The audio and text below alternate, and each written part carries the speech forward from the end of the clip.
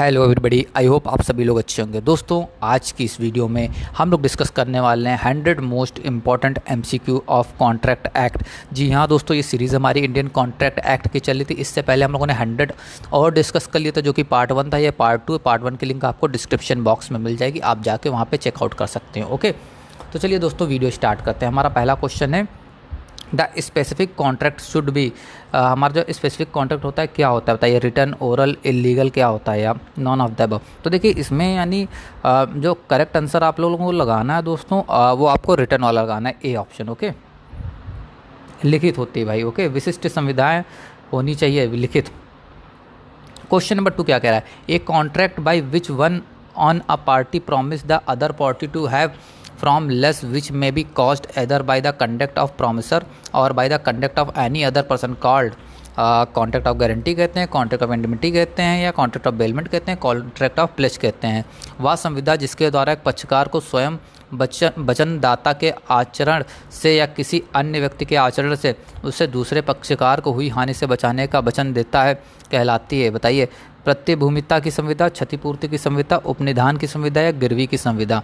तो question number 2 का हमारा जो आंसर होने वाला है वो होगा बी वाला। ओके, बढ़ते हैं क्वेश्चन नंबर 3 की तरफ। क्वेश्चन नंबर 3 की तरफ बढ़ने से पहले मैं जानना चाहता हूँ, आज आप सभी का कॉन्स्टिट्यूशन लॉ का सेकंड पेपर का एमसीक्यू का पेपर था दोस्तों। आई थिंक आप लोग ने फर्स्ट टाइम एमसीक्यू पेपर दिया, तो आप अपना एक्सपीरियंस ज़रूर शेयर करें कि आपका एमसीक्यू पेपर कैसा गया है दोस्तों। जो हमने एमसीक्यू 200 एमसीक्यू डिस्कस किए थे कॉन्स्टिट्यूशनल लॉ के अपने यूट्यूब चैनल पर, एंड अलग से जो टॉपिक्स पर वीडियो बनाई थी, उसमें से आपके एमसीक्यू कितने आए दोस्तों, आप लोग कमेंट में ज़रूर बताना। ओके, चलिए बढ़ते हैं क्वेश्चन नंबर 3 की तरफ। क्वेश्चन नंबर 3 क्या कह रहा है, in which section of the Indian contract define a contract of indemnity. कह रहा है भाई संविधान अधिनियम की किस धारा में क्षतिपूर्ति की संविदा है। धारा 122 यानी सेक्शन 122, धारा 123, धारा 124, या धारा 125। तो हमारा क्वेश्चन नंबर 3 का जो हमारा आंसर होने वाला है माय डियर फ्रेंड्स, वो होगा सी 124, सेक्शन 124 यानी धारा 124। क्वेश्चन नंबर 4 क्या कह रहा है, the indemnity holder is not entitle to. देखिए क्षतिपूर्ति धारी को निम्नलिखित अधिकार नहीं होता। देखिए एक चीज़ मैं आपसे बताना चाहता हूँ, देखिए जैसे ये इसमें इंडिमिनिटी होल्डर लिखा है, हाँ, एजेंट प्रिंसिपल कौन होता है, स्पेसिफिक एजेंट कौन होता है, एंड इंडिमिनिफायर कौन होता है, ये सारी चीज़ें आपको याद रखनी हो। बेली कौन होता है, बेलर कौन होता है, इस तरह के क्वेश्चन आपसे पूछे जा सकते हैं कि ये कौन होते हैं बताइए। डायरेक्ट आपसे क्वेश्चन पूछे जा सकते हैं, तो आपको इनको याद रख लेना। जैसे बेली कौन होता है, बेलर कौन होता है, एजेंट कौन होता है, इंडिमिनिटी होल्डर कौन होता है, इंडिमिनिफायर कौन होता है। तो ये सारी चीज़ें पूछी जा सकती हैं आपसे, आपको ये सारी चीज़ें आपको पता होनी चाहिए। एक कॉपी पे आप कहीं भी लिख सकते हैं। ओके, सो क्वेश्चन नंबर 4 क्या कह रहा है, इज़ नॉट इंटाइटल्ड। इंडिमिनिफायर क्या इंटाइटल्ड नहीं है। सो मैं इसका करेक्ट आंसर डायरेक्ट आपको पढ़े दे रहा हूँ। देखिए ये damage for liability incurred which is not absolute, ऐसे दायित्व के लिए क्षतिपूर्ति जो अभी पूर्णतः उत्पन्न नहीं हुई। तो देखिए इसमें ये नॉट इंटाइटल्ड पूछा था, ये इंटाइटल्ड नहीं है। लेकिन क्या क्या इंटाइटल्ड है, ये आपके सामने 3 ऑप्शन है, आप ये पढ़ सकते हैं। ओके, क्वेश्चन नंबर 5 की तरफ बढ़ते हैं। विच of the following contract of insurance is not a contract of indemnity. कह रहा है भाई निम्नलिखित में से बीमा संविधाओं में से कौन सी क्षतिपूर्ति की संविधा नहीं है। तो हमारे क्वेश्चन नंबर 5 का आंसर होगा a contract of life insurance. Okay, question number 6 की तरफ बढ़ते हैं। In a contract of indemnity must be. अगर एक क्षतिपूर्ति यानी कॉन्ट्रैक्ट ऑफ इंडिमिनिटी की संविधा में होनी चाहिए, क्या चीज़ होनी चाहिए बताइए। 4 पार्टी यानी 4 पक्षकार होने चाहिए, या एम्प्लाइड कंसिडरेशन होनी चाहिए, विविचित प्रतिफल होना चाहिए, सी लॉफुल कंसिडरेशन एंड ऑब्जेक्ट होना चाहिए, विधिपूर्व प्रतिफल और उद्देश्य होना चाहिए, एग्रीमेंट विदाउट कंसिडरेशन होना चाहिए, करार बिना प्रतिफल होना चाहिए। आपको कंसिडरेशन का मतलब पता है क्या होता है। ये क्वेश्चन ये आपका एमसीक्यू में काफ़ी बार आपका आने वाला, तो मैं आपको कंसिडरेशन का एक सिंपल सा मतलब समझा दे रहा है एग्जाम्पल के तौर पे। मान लीजिए मिस्टर ए हैं, वो मिस्टर बी की शॉप पे जाते हैं पेन परचेस करने, पेन खरीदने जाते हैं। सो मिस्टर ए ने मिस्टर बी से कहा कि आप मुझे ये पेन दे दीजिए। तो मिस्टर बी जो शॉपकीपर का ओनर है वो उठा के पेन लाया और मिस्टर ए को देने लगा। सो मिस्टर ए ने कहा कि लाइए पेन, जैसे उसने पेन दिया तो ए जाने लगा।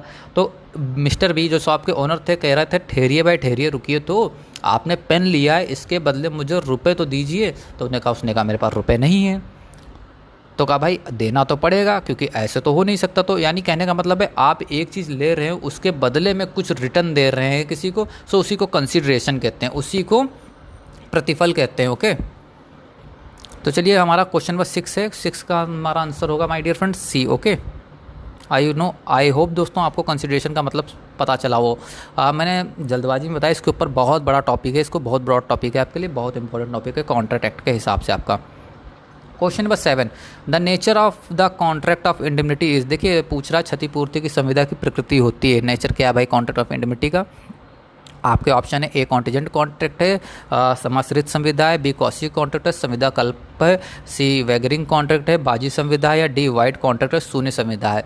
तो हमारा क्वेश्चन नंबर 7 का जो आंसर होने वाला है वो होगा a contingent contract. Okay, question number 8 की तरफ बढ़ते हैं। क्वेश्चन नंबर 8 हमारा कह रहा है in a contract of indemnity there are, एक क्षतिपूर्ति की संविदा में होते हैं भाई 2 पार्टी होते हैं, 2 कॉन्ट्रैक्ट होते हैं, 3 पार्टी 2 कॉन्ट्रैक्ट होते हैं, 2 पार्टी 1 कॉन्ट्रैक्ट होता है, 3 पार्टी 1 कॉन्ट्रैक्ट होता है, 2 पक्षकार और 2 संविदा, 3 पक्षकार और 2 संविदा, 2 पक्षकार और 1 संविदा, या 3 पक्षकार और 3 संविदा। देखिए कभी भी कोई एग्रीमेंट हो रहा है या कॉन्ट्रैक्ट हो रहा है तो उसमें पार्टी तो भाई मेरे मिनिमम रिक्वायर्ड 2 ही होती हैं, ठीक।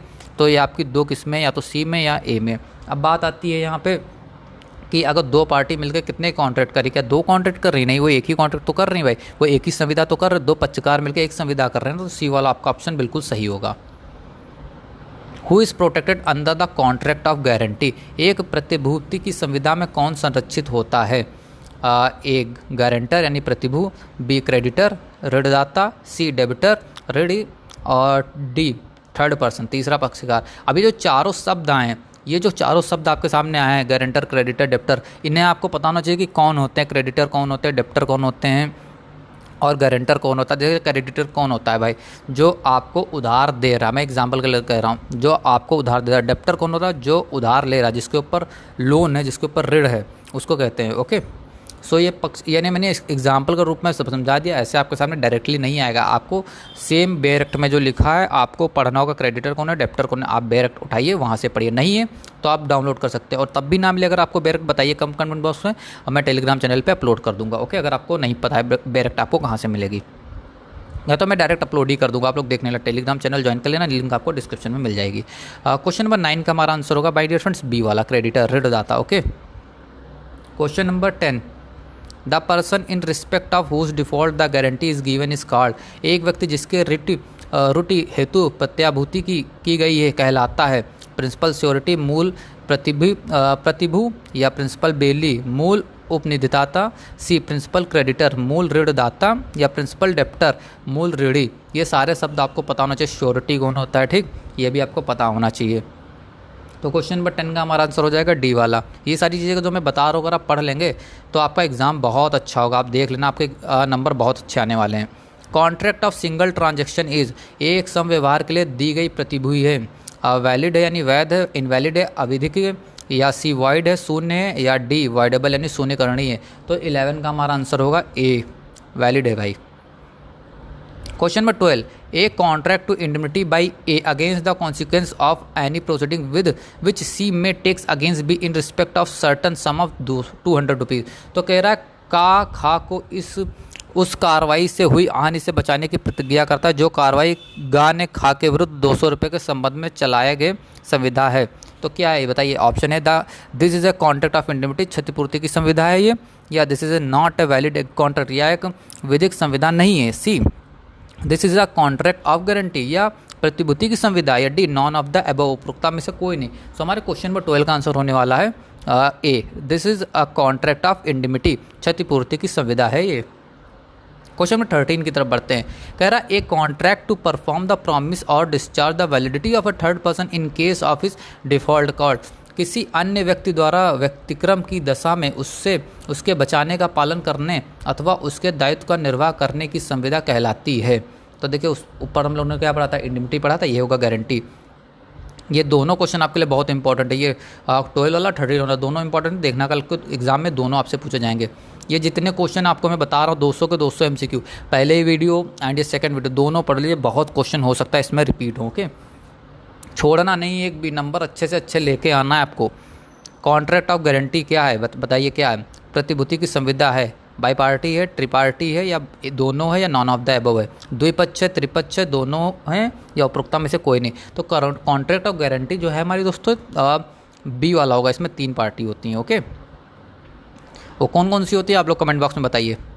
15, surety is a person who, प्रतिभू वह व्यक्ति होता है ये ऑप्शन आपके सामने ए है, हु गिव द गारंटी, जो प्रतिभूति देता है। B, to who the guarantee is given, जिसके लिए प्रतिभूति दी गई है, या दोनों या कोई नहीं। तो हमारा 15 का आंसर होगा भाई साहब ए, हु गिव द गारंटी, भाई जो गारंटी दे रहा है। लाइबिलिटी ऑफ श्योरिटी इज, प्रतिभूति की दायित्व है क्या है भाई, श्योरिटी की लाइबिलिटी क्या इंडिपेंडेंट है, कंडीशनल और डिफ़ॉल्ट है, यानी स्वतंत्र है, व्यक्तिक्रम की दिशा में है, या दोनों है या दोनों नहीं। तो 16 का जो हमारा आंसर होगा वो होगा बी, व्यक्तिक्रम की दशा में है, कंडीशनल ऑन डिफ़ॉल्ट है। Question number 17, a continuing guarantee applies to, चलत प्रतिभूति लागू होती है। A, any number of transaction, समव्यवहारों के किसी क्रम पर। बी, स्पेसिफिक ट्रांजैक्शन, एक विशिष्ट समव्यवहार पर। या सी, ए सिंपल ट्रांजैक्शन, एक सामान्य समव्यवहार पर। या ए सीरीज ऑफ ट्रांजैक्शन, एक समव्यवहार की श्रृंखला पर। तो 17 का जो आपका आंसर होने वाला है वो होगा D option, a series of transaction, एक समव्यवहारों की श्रृंखला पर। Question number 18, a surety can be discharge from his liability by, एक प्रतिभू अपने दायित्व से उन्मोचित हो सकता है, बताइए कब हो सकता है। बाय रिवोकेशन, प्रति संग्रहण द्वारा। बाय द डेथ, मृत्यु जाने से। बाय अल्टरेशन, परिवर्तन द्वारा। या सभी, डी ऑल ऑफ द सभी। सो हमारा आंसर होगा डी ऑल द अबव, उपरोक्त सभी। राइट ऑफ सब्रोगेशन मीन्स क्या होता है? तो ये बहुत इंपॉर्टेंट टॉपिक है आपका सब्रोगेशन। 19 का आपका जो आंसर होगा माय डियर फ्रेंड्स, मैं ऐसे ही आंसर आपको बता दे रहा हूँ क्योंकि इसमें पढ़ूंगा तो बहुत लंबी वीडियो जाएगी। आपका डी ऑल द अबव होगा, उपरोक्त सभी। क्वेश्चन नंबर 20 क्या कह रहा है? On whose request the surety should give the guarantee, किसके निवेदन पर प्रतिभू यानी श्योरिटी जो है प्रतिभूति प्रदान करता है, गारंटी देता है। क्रेडिटर के निवेदन पर, लेनदार यानी डेबिटर यानी ऋण ग्रहीता के। सी, बैंकर। या नॉन ऑफ द अबव। तो 20 का हमारा आंसर होगा बी वाला, ओके, डेबिटर, ऋण ग्रहीता के द्वारा निवेदन करने पर। Question 21, the person whose loss is to be made good is called the, एक व्यक्ति जिसकी हानि भी लाभप्रद हो है को कहा जाता है भाई, जिसकी लॉस हुई लेकिन उसको भी गुड कहा जाएगा। बताइए क्या है? इंडेमनीफायर, इंडेमनिटी होल्डर, क्रेडिटर या श्योरिटी। इन्हीं की मैं बात कराता है, ये आपको पढ़ने हैं। चारों नाम जो बता रहा है इनको कौन होते हैं, क्या होते हैं, इनको आपको पढ़ने और डायरेक्ट से पढ़ने हैं, ओके, क्योंकि जो आपका क्वेश्चन आएगा वो डायरेक्ट से आएगा। 21 का फिलहाल आपका आंसर होगा बी वाला, okay. Contract of guarantee should भी क्या होती है भाई? कॉन्ट्रैक्ट जो गारंटी दी जाती है भाई ओरल होती है, रिटर्न होती है, दोनों होती है, इम्प्लाइड होती है। तो 22 का आंसर आपका क्या होगा भाई? सी, रिटर्न और ओरल दोनों होती है, लिखित अथवा मौखिक दोनों होती है। प्रतिभूति की संविदा कैसी होती है? लिखित अथवा मौखिक दोनों। 23, section 142 of the contract act किससे डील करता है? संविदा अधिनियम की धारा 142 संबंधित है किससे? तो 23 का आपका आंसर होगा बी वाला, okay. Guarantee obtained miss presentation, कपट द्वारा प्राप्त प्रतिभूति। इंपॉर्टेंट क्वेश्चन है ये। क्वेश्चन नंबर 24 हमारा क्या कह रहा है? As per section 143 of the contract act guarantee obtain by the creditor में कंसलमेंट इज, संविदा अधिनियम की धारा 143 के अनुसार लेनदार द्वारा छिपाव से प्राप्त प्रतिभूति है। वैलिड, इनवैलिड, वाइड, वाइडेबल, विधिक, अविधिक, शून्य, शून्यकरण। तो 24 का हमारा आंसर होने वाला है बी, इनवैलिड होगी दोस्तों, ओके, अवधिक होगी। इसके बाद बढ़ते हैं क्वेश्चन 25 की तरफ। द टर्म बेलमेंट का मतलब क्या होता है? उपनिधान शब्द का अर्थ क्या? A, delivery of a thing और good by one person to another person for some purpose, यानी किसी वस्तु या माल का विशेष उद्देश्य से एक व्यक्ति द्वारा दूसरे व्यक्ति को प्रदान।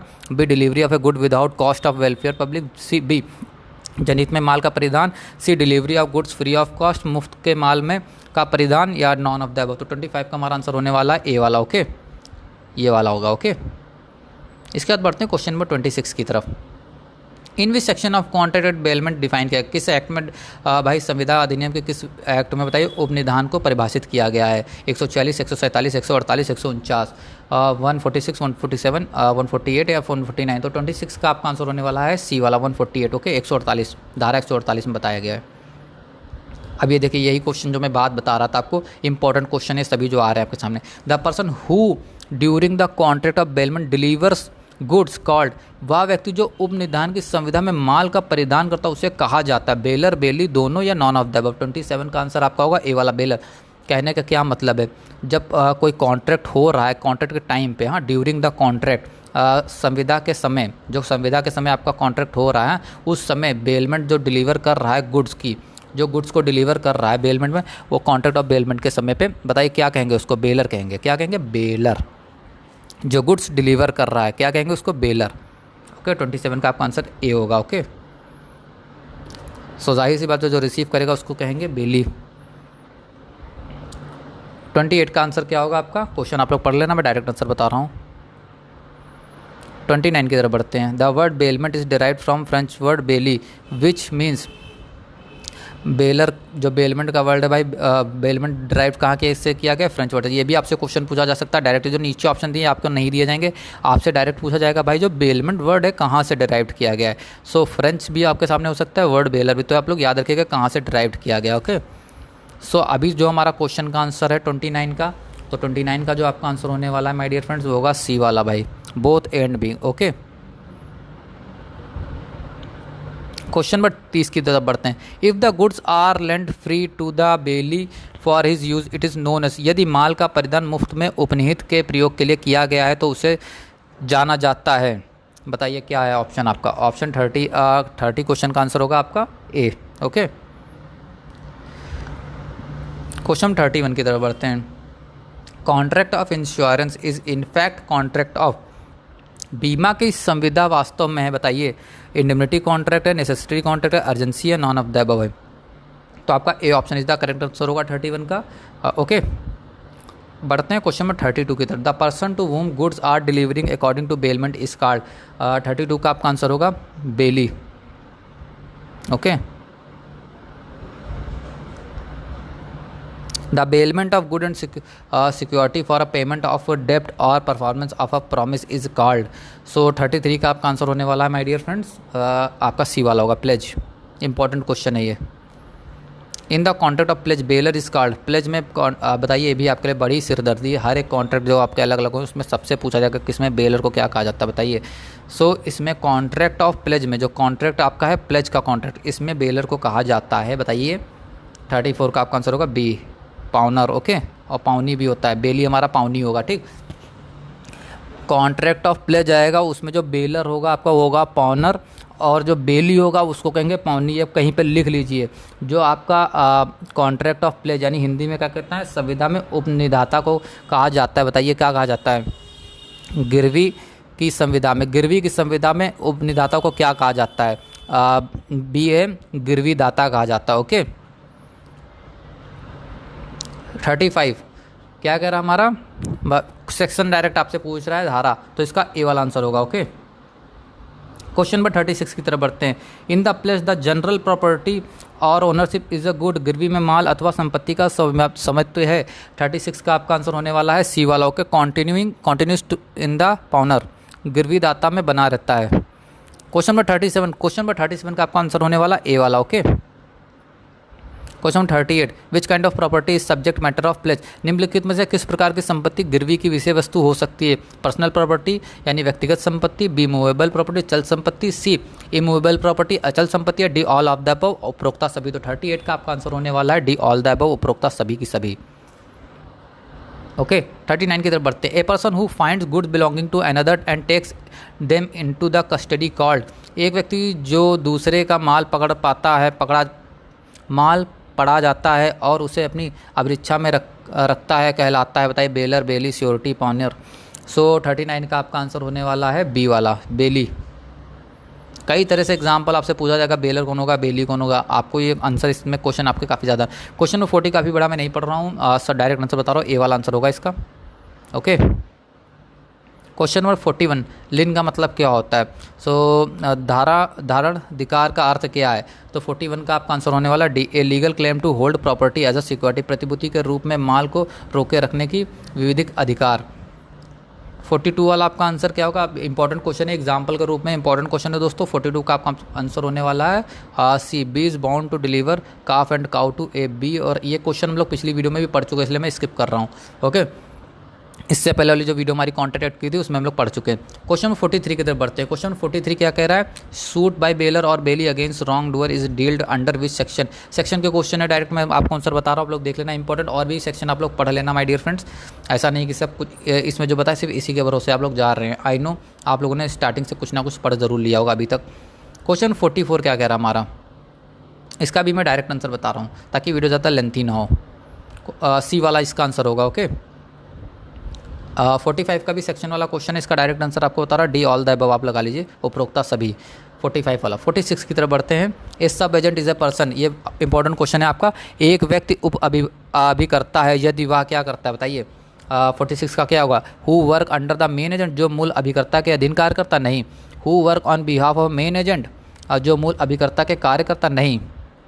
Employed and acting under the control of original agent in agency, जो अभिकरण में मूल अभिकर्ता द्वारा नियुक्त और कार्यरत है। यही वाला आपका आंसर होगा, 46 का होगा आपका करेक्ट आंसर सी वाला। ओके, बढ़ते हैं क्वेश्चन 47 के। सब्स्टिट्यूटेड एजेंट इस प्रतिस्थापित अभिकर्ता है। प्रिंसिपल इज एन एजेंट, मालिक का अभिकर्ता है, एजेंट्स का एजेंट है, यानी अभिकर्ता का अभिकर्ता है, सब एजेंट है, उप अभिकर्ता या सभी का सभी है। तो 47 का आपका आंसर होगा ए, प्रिंसिपल्स इज मालिक का अभिकर्ता है भाई वो। रेटिफिकेशन ऑफ अथॉरिटी का मतलब क्या होता है। हिंदी में कहते हैं प्राधिकरण का अनुसमर्थन का अर्थ है। डेलीगेशन ऑफ पावर, शक्तियों का प्रतियोजन, नहीं। कन्फर्मेशन टू मेक वैलिड और sanction an act which is already done, पूर्व में किए गए कार्यों को वैधता देना अथवा कार्य अनुमत करना, नहीं। सी सब्रोगेशन, नहीं। डी नॉन ऑफ द, ये भी नहीं है। तो करेक्ट आंसर आपका कौन सा है, 48 का बी वाला है। मैं देख रहा था कि आप लोगों को पता है कि नहीं। Question 49, the person for who agent do any act और टू रिप्रेजेंट वूम इज कॉल्ड, वह व्यक्ति जिसके लिए अथवा जिसका प्रतिनिधित्व अभिकर्ता करता है कहलाता है। मैनेजिंग डायरेक्टर, डायरेक्टर, एम्प्लॉयर या प्रिंसिपल, प्रबंधक, निदेशक, निदेशक, नियोजक या मालिक। तो हमारा 49 का जो आंसर होने वाला वो होगा डी, प्रिंसिपल, मालिक। क्वेश्चन 50 की तरफ बढ़ते हैं। एक्चुअली देखिए हम लोगों ने 50 क्वेश्चन कंप्लीट कर लिए माय डियर फ्रेंड। 50 का आपका सी होगा, सॉरी ये मैंने बी लगा दिया। 50 का आपका सी होगा एन एजेंट, अभिकर्ता के रूप में। ओके, अब दोस्तों मेरी आपसे रिक्वेस्ट है दोस्तों, कल एग्जाम है आपका कॉन्ट्रैक्ट एक्ट का। दोस्तों ये वीडियो ज़्यादा से ज़्यादा स्टूडेंट तक शेयर कर दीजिए ताकि उनके सभी के मार्क्स अच्छे आ जाए। और अगर आपको इस चैनल से हेल्प हो रही तो फटाफट से वीडियो लाइक कर दीजिए, चैनल सब्सक्राइब कर लीजिए, बेल आइकन दबा दीजिए, कमेंट करके बताइए आपको वीडियो कैसी लगी और आज का एग्जाम आपका कैसा हुआ है। तो चलिए वीडियो बढ़ते हैं 51 की तरफ। Question number 51, a unsound person can not become, अस्वस्थीय व्यक्ति नहीं हो सकता। एक एजेंट यानी एक अभिकर्ता नहीं हो सकता, एक मालिक यानी प्रिंसिपल नहीं हो सकता है, दोनों नहीं हो सकता, या नॉन ऑफ द अबव। तो 51 का डायरेक्ट आंसर है भाई कुछ भी नहीं हो सकता भाई। जब अनसाउंड माइंड है भाई, मानसिक स्थिति ठीक नहीं, तो आप ना प्रिंसिपल बन सकते हैं ना एजेंट बन सकते हैं। As per section 185 contract consideration is, क्या है कंसिडरेशन। 52 पूछ रहा है भाई मेरे, धारा 185 के अनुसार कंसिडरेशन आपका क्या है, प्रतिफल क्या है आपका। 52 का आपका आंसर होने वाला है बी वाला। Okay, not necessity to create agency, भाई अभिकरण बनाने की आवश्यकता नहीं है, के लिए आवश्यक नहीं है। इन स्पिरिट ऑफ, देखिए सेक्शन वाला मैं लीव कर रहा हूँ, डायरेक्ट आपको आंसर बता रहा हूँ। 53 का आंसर होगा आपका A, unlimited for all necessary, सभी आवश्यक कार्यों हेतु असीमित। 54, a principal is responsible for all the act of his agent which is called, मालिक अपने अभिकर्ता द्वारा किए गए सभी कार्यों के लिए उत्तरदायी होता है, इसे कहा जाता है असीमित दायित्व यानी अनलिमिटेड लायबिलिटी, ओरिजिनल लायबिलिटी मौलिक दायित्व, या सी प्राइवेट लायबिलिटी व्यक्तिगत दायित्व, या सी डी वैकरस लायबिलिटी यानी प्रतिनिधिक दायित्व। तो 54 का आपका आंसर होगा डी वाला। ओके, वैकारियस लायबिलिटी, प्रतिनिधिक दायित्व। 55 की तरफ बढ़ते हैं। क्वेश्चन में 55 हमारा है, आंसर है इसका ए, प्रिंसिपल। ओके, मालिक। 56 क्या है, in case of difficult an agent is bound to communicate with sub agent, third person, creditor, principal. 56 का आपका आंसर होगा my dear friends D, principal. ये जो जितने principal, creditor, debtor, sub agent, third person, ये जितने क्वेश्चन आ रहे हैं एक भी नहीं छोड़ना आपको, एक भी आपको लीव नहीं करना, बहुत इंपॉर्टेंट क्वेश्चन है आपके एग्जाम पॉइंट ऑफ व्यू से। 57 का क्वेश्चन क्या है, an agency can be terminated bye, एक अभिकरण का समापन हो सकता है भाई, खत्म हो सकती का 56 जब प्रिंसिपल रिव्यूइंग हिज अथॉरिटी, जब मालिक द्वारा अपना अधिकार वापस ले लिया जाए, ये भी सही है। एक्सपायरी ऑफ टाइम, ये भी सही है, यानी समय के समाप्त हो जाने पर। See the completing of agency business, जब अभिकरण का व्यवसाय पूरा हो जाए। तो आपका ऑप्शन होगा D is the correct answer. Okay, उपरोक्ता सभी। ये 58 वाला है आपका, 58 का आपका आंसर होगा डी वाला। Okay, none of the above are true. Okay, कोई भी सत्य नहीं भाई, इस क्वेश्चन ही को छोड़ दो आप। 59, ए माइनर कैन बी, एक अल्प वयस्क हो सकता है, माइनर यानी जो 18 जिसने 18 साल की उम्र क्रॉस नहीं की है। तो कैन बी क्या हो सकता है भाई, वो श्योरिटी हो सकता है, नहीं हो सकता है, पार्टनर हो सकता है, नहीं हो सकता, वोटर हो सकता है भाई, कैसे हो सकता है, जब 18 एज कंप्लीट होगी तभी तो उसको वोटर मिल बनेगा। So D none of the above order true. 59 का आपका आंसर होगा डी वाला। ओके, उपरोक्ता में से सभी असत्य हैं। पब्लिक लॉ इंक्लूड्स करता है भाई, लोक विधियों में सम्मिलित है कॉन्ट्रैक्ट लॉ, संविदा विधि, कॉन्स्टिट्यूशनल लॉ, संवैधानिक विधि, एडमिनिस्ट्रेटिव लॉ, प्रशासनिक विधि, ऑल द अबव। तो क्वेश्चन में 60 का आपका आंसर होगा भाई ऑल द अबव। ओके, उपरोक्ता सभी।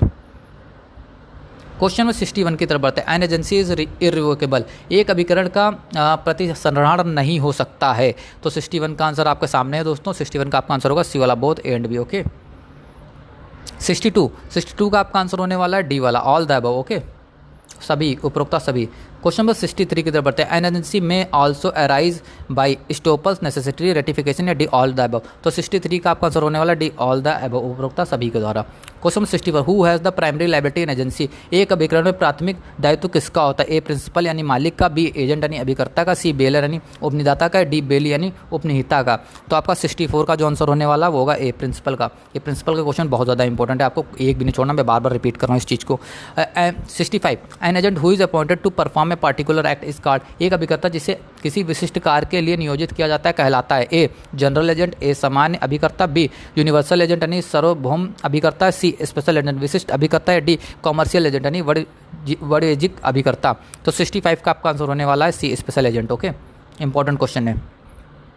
Question number 66, an agent who has authority to do all act connected with a particular trade card, एक ऐसा अभिकर्ता जिसे एक विशिष्ट व्यवसाय से सभी कार्य निष्पादित करने के लिए नियुक्त किया जाता है कहलाता है? कमीशन एजेंट यानी commission agent, general agent, del credere agent, D broker.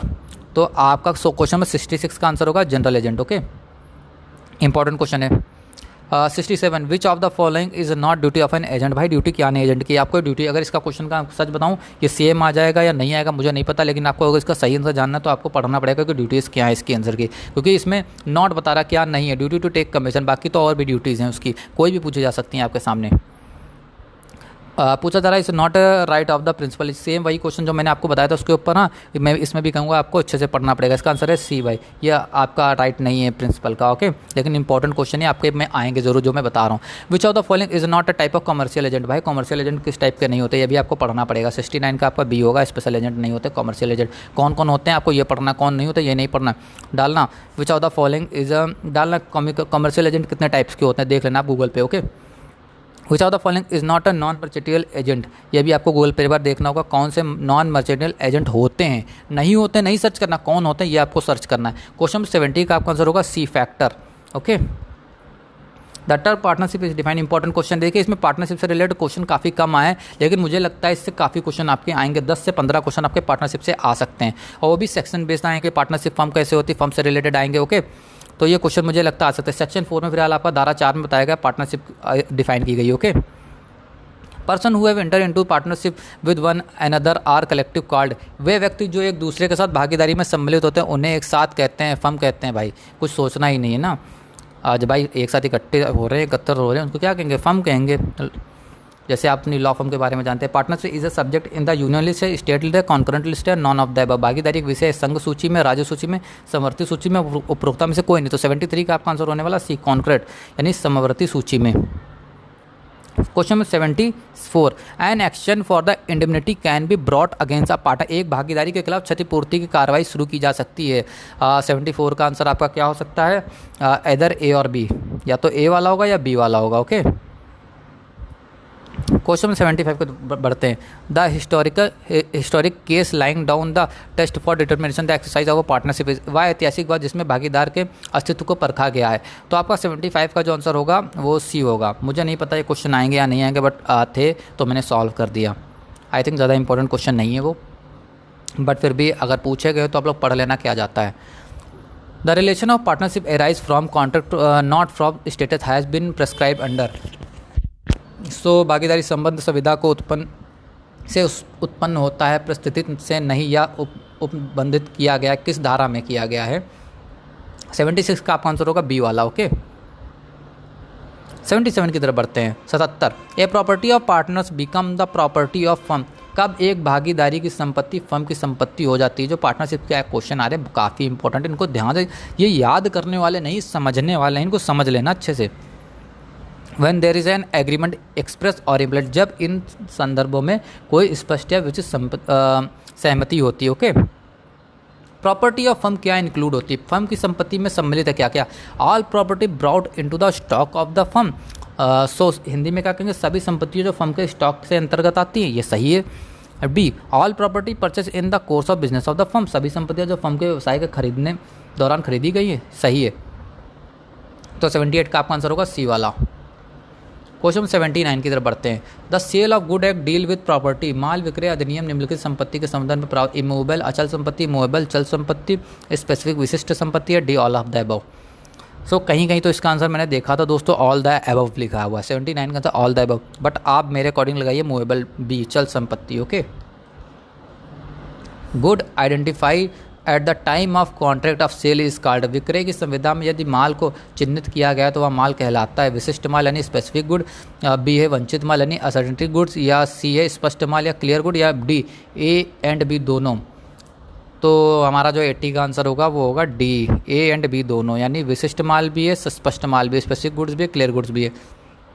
Question number 81 की तरफ बढ़ते हैं। Let's the buyer beware is the concept of, ये किसका कॉन्सेप्ट, क्रेता को सावधान होना चाहिए सिद्धांत है किसका बताइए, अनफेयर ट्रेड प्रैक्टिस का है ये, यानी अनुचित व्यापार व्यवहार का, कैविट वेंडेटर का है, कैविट वेंडेटर का है, कैविट इम्पोर्टर का है। जाहिर सी बात है कैविट इम्पोर्टर का है आपका, यानी हिंदी में caveat importer.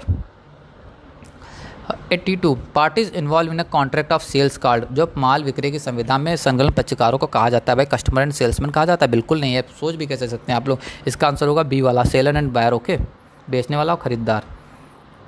It is standard rule that risk follow, यह स्थापित नियम है कि जोखिम या खतरा निम्नलिखित होता है सेलर को, बायर को, प्रोफेशन को, प्रॉपर्टी को, संपत्ति को। सो 83 का आपका आंसर होगा डी वाला, संपत्ति को होता है, प्रॉपर्टी को। क्वेश्चन नंबर 84 हमारा क्या कह रहा है, an agreement to sell the transfer of property in goods from the seller to buyer take places, एक विक्रय की संविदा में माल की संपत्ति का अंतरण विक्रेता के क्रेता को होता है। Option A at the end of contract, संविदा के समापन पर, बी ए इंडेमनिटी तत्काल, सी ए इन द फ्यूचर डेट, भविष्य में किसी स्थिति पर, या D none of the book, कोई भी नहीं। तो हमारा 84 का जो आंसर होगा वो सी होगा, इन द फ्यूचर डेट, भविष्य में किसी तिथि पर। Which of the following is not a subject matter in sales of good act, निम्नलिखित में से कौन माल विक्रय अधिनियम की विषय वस्तु नहीं है। सो ट्रेडमार्क एंड ट्रेडमार्क, मनी रुपये, इलेक्ट्रिसिटी बिजली, वाटर पानी। तो 85 का आपका आंसर होगा बी मनी रुपया। 86 का आंसर आपका होगा सी वाला, ओके प्राइस। थोड़ा मैं जल्दी जल्दी करा दे रहा हूँ दोस्तों। Which one of the following meaning no one gives what they do not have, निम्नलिखित में से किसका अर्थ है कोई व्यक्ति वह वस्तु नहीं दे सकता उसके पास नहीं है, क्या नहीं, कैविट इम्पोर्टर यानी कैविट वेंडेटर, नेमोडेट, कॉइन वेड हैबिट, या नॉन ऑफ द अबव। सो 87 का आपका आंसर होने वाला है सी।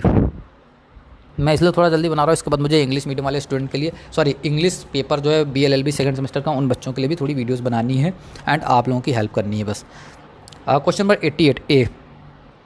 दोस्तों एक चीज़ आपसे कहना चाहता हूँ, देखिए कई बार क्या होता है कि मैं वीडियो नहीं ला पाता, जैसे कल मेरी थोड़ी हेल्थ सही नहीं थी तो कल कोई भी वीडियो अपलोड नहीं हुई थी। तो मैं आप लोगों से कहना चाहता हूँ यार, या तो आप लोग क्या करें यार, व्हाट्सएप पे मुझे मैसेज करके बता दें, आप जुड़ जाए व्हाट्सएप ग्रुप पे मेरे से जुड़ जाइए, या आप टेलीग्राम ग्रुप पे जुड़ जाइए, टेलीग्राम चैनल ज्वाइन कर लीजिए, कुछ भी कर लीजिए, टेलीग्राम पे मैसेज कर लीजिए कि मुझे भाई क्या करें आप व्हाट्सएप पे ऐड कर दें, व्हाट्सएप नंबर देते, कुछ भी करें, लेकिन आप आ जाइए पास में साथ में। क्योंकि देखिए कभी कभी क्या होता है, कुछ इन्फॉर्मेशन मुझे डायरेक्ट शेयर करनी होती है, कुछ लिंक्स आपके लिए इंपॉर्टेंट डायरेक्ट शेयर करनी होती है, तो उसके लिए आप प्लीज़ ज्वाइन हो जाइए, साथ में जुड़ जाइए साथ में। क्योंकि कभी कभी ऐसा पॉसिबल नहीं हो पता कि वीडियो ना बनाओ, तो जैसे कल वीडियो मुझे बनानी थी आप लोगों के लिए कॉन्स्टिट्यूशन की, बट मैं नहीं बना पाया क्योंकि हेल्थ सही नहीं थी मेरी। ओके, सो प्लीज़ आप लोगों से रिक्वेस्ट है, आप ही लोगों के लिए कह रहा हूँ, मेरा कोई इसमें स्वार्थ नहीं है। 89 when did the sales of good act came into force, माल विक्रय अधिनियम की स्थिति को प्रभावी हुआ है। 89 का होगा डी 1 जुलाई 1930, 1 जुलाई 1930 को। एंड एक चीज़ और कहना चाहता हूँ दोस्तों, इसमें जो हमारे ग्रुप बनते हैं हमेशा व्हाट्सएप पे, वो एक चीज़ याद रखिएगा आप लोग, अगर आप बॉयज़ हैं तो आपके लिए सेपरेट ग्रुप होगा, गर्ल्स हैं तो आपके लिए सेपरेट ग्रुप होगा, ओके, ताकि डिसिप्लिन मेंटेन रहे। Question number 90 which section of sales of good act define buyer, कौन सा इंपॉर्टेंट क्वेश्चन है ये। क्वेश्चन नंबर 90 आपका बहुत इंपॉर्टेंट है। क्वेश्चन नंबर 19 का आंसर होगा A section 2 sub clause 1 A 91 है। Section 13 of the sales of good act 1930 deal किससे डील करता है। सो माल विक्रय अधिनियम की धारा 13 प्रभावित करती है एग्जिस्टिंग गुड्स को, यानी प्रवर्तमान माल को, when condition is to be treated as a warranty, जब शर्त प्रतिबित मानी जाएंगी, या सी सेल्स बाय सिंपल सामान्य बिक्री, या डी असर्टेनिटी ऑफ प्राइस कीमत के लिए खोजबीन। तो 91 का आपका आंसर होने वाला है बी वाला, when condition is to be treated as a warranty, जब शर्तें प्रतिभूति मानी जाएंगी। 92 which of the following is not include in goods under the sales of goods. देखिए नॉट वाला तो पढ़ना ही नहीं, जो है वो पढ़ना है। जैसे मैं जो ऑप्शन पढ़ा रहा हूँ उसको याद नहीं करना, जो नहीं लगा रहा हूँ उनको याद करना। जैसे इसका आंसर है एक्शनेबल क्लेम, सी वाला अनुपूर्य दावा, तो इसको छोड़ दो, बाकी 3 पढ़ लो भाई आप लोग। 93 का आंसर क्या है, existing good can be classified as, जो अस्तित्व वाली वस्तु को वर्गित किया जा सकता है, बताइए, जिन असर्टनेट जिनका पता है, जेनरिक, मौलिक, यानी C both A and B, या डी कोई भी नहीं। तो 93 का जो आपका आंसर होने वाला वो होगा सी, बोथ ए एंड बी, उपरोक्ता ए और बी दोनों। 94 का आपका आंसर होगा बी वाला, जेनरिक गुड्स कहते हैं। बहुत इंपॉर्टेंट क्वेश्चन है ये वाला, छोड़ना नहीं है आपको कोई भी। वो 90 what is the purpose behind the enactment of sales of good act 99, माल विक्रय अधिनियम को पारित करने का पीछे उद्देश्य क्या था, बताइए। 95 का क्या आंसर हो सकता है आपका, to define and amend the law relating to sales of goods, okay, D वाला आपका करेक्ट आंसर, माल विक्रय से संबंधित विधि को परिभाषित और संशोधित करना। क्वेश्चन में 96 क्वेश्चन पे हम लोग बढ़ेंगे दोस्तों। मेरी आप सभी से रिक्वेस्ट है दोस्तों, अगर आपको मेरी वीडियो पसंद आ रही है तो प्लीज़ दोस्तों वीडियो लाइक कर दें, चैनल सब्सक्राइब कर दें एंड अपना सपोर्ट दिखाएं मुझे, और बताएं आपको कैसे हेल्प हो रही है कि नहीं हो रही है, बताएं, और सभी स्टूडेंट के साथ शेयर करें ताकि सभी की हेल्प हो सके। 97 कमेंट में दोस्तों जरूर बता दीजिएगा अभी कौन कौन से सब्जेक्ट के आपके MCQ आने बच्चे हैं, बता दीजिएगा, मैं वो भी बना डालूंगा जल्द से जल्द, ओके। 96 का आपका आंसर होने वाला है ए वाला। प्रोफेशनल एथिक्स के काफ़ी लोग कह रहे थे कि भाई टीचर बता रहे हैं भाई फेल कर देंगे, फेल हो जाओगे, पास नहीं हो पाओगे, कोई टेंशन नहीं लेने की ज़रूरत है। प्रोफेशनल एथिक्स में मैं आपके लिए 300 से 400 MCQ तो डालूंगा, पढ़ लेना, लेकिन एक वीडियो सेपरेट लेके आऊँगा, उसमें बताऊँगा आपको क्या क्या पढ़ना, पढ़ लीजिए, मैं गारंटी बता रहा हूँ कोई फेल नहीं कर सकता आपको प्रोफेशनल एथिक्स में, गारंटी बता रहा हूँ, अगर आपने अच्छे से पढ़ ली जो चीज़ मैं बताता हूँ। क्वेश्चन नंबर 90 क्या कह रहा है, when a contract of sales the seller purport to effect the present sale of the future goods is called, जहाँ पर एक विक्रय संविदा में विक्रेता द्वारा भविष्य की वस्तुओं को खरीदने के लिए की जाती है उसे कहा जाएगा। एक कॉन्ट्रैक्ट ऑफ सेल विक्रय का संविदा, एग्रीमेंट टू सेल विक्रय का करार, या दोनों नहीं। 97 का आंसर होगा बी, एग्रीमेंट टू सेल विक्रय का करार। 98 एक कॉन्ट्रैक्ट ऑफ सेल्स में बी मेड, विक्रय की संविदा की जा सकती है इन राइटिंग और बाय वर्ड ऑफ माउथ, लिखित या बोलकर, या बी पार्टी इन राइटिंग और partly by word of mouth, यानी अशंत लिखित और अशंत बोल, यानी पार्टली थोड़ा लिख के थोड़ा बोल के। C by the implied conduct of the party, पक्षकारों को विवेचित आचरण द्वारा, डी ऑल द अबव, उपरोक्त सभी। तो 98 का आपका आंसर होगा D all the above. 99 choose the most appropriate answer unless the otherwise agreed the good remain at the seller is risk until, निम्नलिखित में से सबसे उचित विकल्प चुने, यदि अन्यथा सहमति नहीं है तब तक माल की जोखिम विक्रेता पर है जब तक कि। सो इसका तो भाई आंसर ही भाई देना बहुत डिफिकल्ट, मैं तो सोच रहा था पहले इसको लीव कर दूँ इस क्वेश्चन ही को, बट वीडियो बना रहा हूँ तो मैं मेरी तरफ से मेरा आंसर इसका होगा डी वाला, मैं अपनी तरफ से इसका बता रहा हूँ, डी वाला इसका आंसर होगा, ओके।